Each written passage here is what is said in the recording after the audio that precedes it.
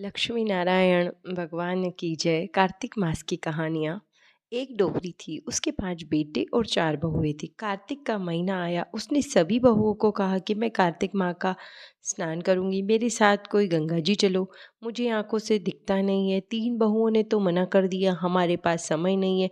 कौन ठंड ठंड में जल्दी उठेगा, सारा काम करना पड़ेगा, हमसे ये काम नहीं होता। सबसे छोटी बहू ने कहा, सासू जी आप कार्तिक स्नान करो, मैं आपके साथ गंगा जी चलूँगी। त अब सासू जी कार्तिक स्नान करने निकले, साथ में बहू भी चली। बहू ने सारे कार्य किए। सास के कपड़े धोती, सास के कपड़े गीले थे, उसने आकर कोठरी में सुखा दिए, क्योंकि बाहर सुखाने पर बाकी बहुएं हंसती। इस प्रकार उसने तन मन से सासू की सेवा करी। नदी से आने के बाद सासू की चाय बनाती, पूजा का सामान देती, समय पर फलाहार देती। कार्तिक माह पूरा हुआ, जिस कोठरी में वो कपड़े सुखाती थी, क्या देखती है, पूरा कोठरी मोतियों से भरी पड़ी है। बहू सासू से बोली कि सासू जी आप चाहे जितने ब्राह्मणों को भोजन करवा दे।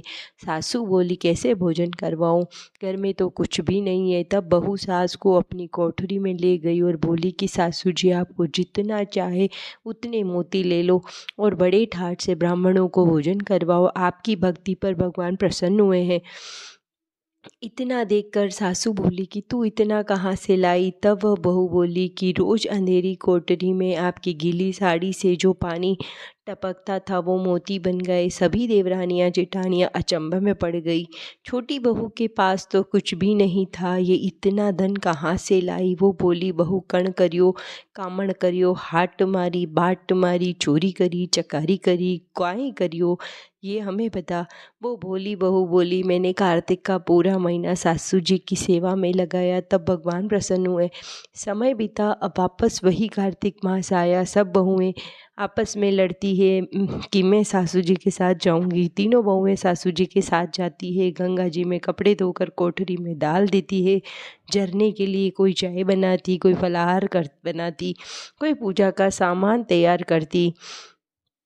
इस तरह कार्तिक मास पूरा हुआ। सासू जी ने अपनी सभी बहू से कहा, मुझे ब्राह्मणों को भोजन कराना है।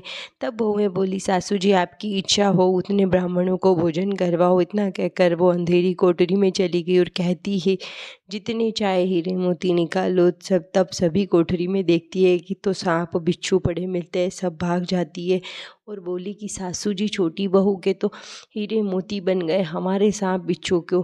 तब सासू जी कहती है कि वो तो भोली भाली थी और तुम सब तो धन की भूखी हो। अब सब छोटी देरानी के महल में गई और पाँव पढ़कर पूछती है, तो वो कहती है, राधा दामोदर जी का आशीर्वाद है। तीनों सासू के पास जाकर पूछती है, तो सब कैसे मिटेगा। तब सासू बोली कि तुम्हारे पास जितना भी धन हो उसको आधा आधा करने से सांप बिच्छू मिटेगा। सबने मिलकर धन का बंटवारा कर आधा धन छोटी बहू को दे दिया। अब सब सही हो गया। हे राधा दामोदर, भगवान उस छोटी बहू पर जैसा आशीर्वाद रखा उसी प्रकार सभी पर रखना। कार्तिक मास की एक कहानी संपन्न हुई। अब हम कार्तिक मास की दूसरी कहानी सुनते हैं। एक सास बहू थी। कार्तिक का महीना आया, सास बहू ने बहू से कहा कि मैं कार्तिक नहाऊं, तो वह बोली कि मैं भी आपके साथ कार्तिक नहाऊं। तब सासू बोली, बहू तेरी तो पूरी उम्र पड़ी है, अभी तो मुझे कार्तिक नहाने दे। सासू तो नर्मदा कार्तिक नहाने चली गई और बहू ने कुम्हार के यहाँ से 33 कुल्डा मंगाया और ऊपर गच्छी पर रखा। और रोज बहू एक कुंडा भर कर रख देती और सुबह जल्दी उठकर नहाती और कुल्डा उल्टा रख देती। एक दिन सासू की नथ नर्मदा में बह गई। इधर रोज बहू कुंडे में नहाती और रोज बोलती कि नहावे उंडे बैठे और नहाऊं कुंडे बैठे। जितने में नर्मदा की धारा कुंडा में आ गई और उस धारा में सासू की नथ भी आई। नथ देखकर बोली कि ये नथ तो मेरी सासू जी की है। महीना पूरा हुआ, सासू जी घर आई। नथ पहनकर बहू सासू को बधाने आती है तो सासू की नज़र नथ पर पड़ी। तब सासू बोली कि ये नथ तो मेरी है, तू कहाँ से लाई। जब बहू बोली कि सासू जी आप नहाने उंडे बैठे और मैं कुंडे बैठकर नहाई। जब मैंने राधा दामोदर जी का नाम लिया तो नर्मदा की धारा के साथ आपकी नथ कुंडे में आ गई।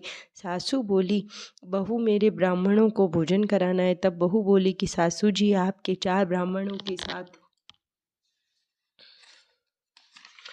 मेरे 2 ब्राह्मणों को भी जिमा देना, क्योंकि मैंने भी कार्तिक स्नान किया। तब सासू कहती है कि तू कार्तिक स्नान कहाँ से करा, तू तो झूठ बोलती है। तब बहू ने सासू को 33 कुंडे दिखाए जो अब सोने के हो गए हैं। बहू बोली आप तो गंगा जी गए और मैं तो रोज राधा दामोदर भगवान का नाम लेकर इन कुंडों में नहाती। तब सासू को बहुत आश्चर्य हुआ। हे राधा दामोदर, जिस प्रकार बहू पर मेहरबानी की वैसे सब पर करना, सबकी लाज रखना। कहानी नंबर 3। एक इल्ली थी और एक दुनिया था। इल्ली बोली कि दुनिया भाई चल हम लोग कार्तिक नहाए। और तब धन्या बोला तू ही नहा ले, मुझे तो बहुत ठंड लगती है। वो इल्ली तो कार्तिक नहाती और वो तो बैठ गया। और तो अब उस इल्ली ने तो भगवान के पुण्य से दूसरा जन्म लिया और राजा के घर कन्या हुई और दुनिया राजा के घर पर मिंडा हुआ। अब वो कन्या बड़ी हुई और राजा ने उसकी शादी कर दी। तो वो कन्या ससुराल जाने के वक्त बहुत रोई। तब सब ने उसे बहुत समझाया, तब भी वह नहीं समझी और बोली कि मेरे साथ इस मिंडे को भी सांकल से बांध कर भेज दो। अब राजा ने उस कन्या की डोली और रथ के पीछे उस मिंडे को भी बांध दिया। अब वो कूद कर भागने लगा। जब वो कन्या महल में जाने लगी और सीढ़ियों के नीचे उस मिंडे को बांध दिया। जब भी कन्या ऊपर जाती या नीचे आती तो वो मेंढा आपस में बात करते कि मैंने कहा था कि कार्तिक स्नान कर ले, पर तू मना करता था। अब एक दिन उस कन्या की देवरानी जेठानी ने यह बात सुनी। मन में सोचा कि राजा रानी लाया है और कि जान जुगारी यह बात राजा को बतानी पड़ी कि आदमी से तो सब बात करते हैं पर जानवर से कोई बात नहीं करता। तब राजा ने कहा कि मैं तो आँख से देखूंगा, कान से सुनूंगा, तब बात को मानूंगा। दूसरे दिन राजा ने छिपकर उस कन्या और मिंडा की बात सुनी।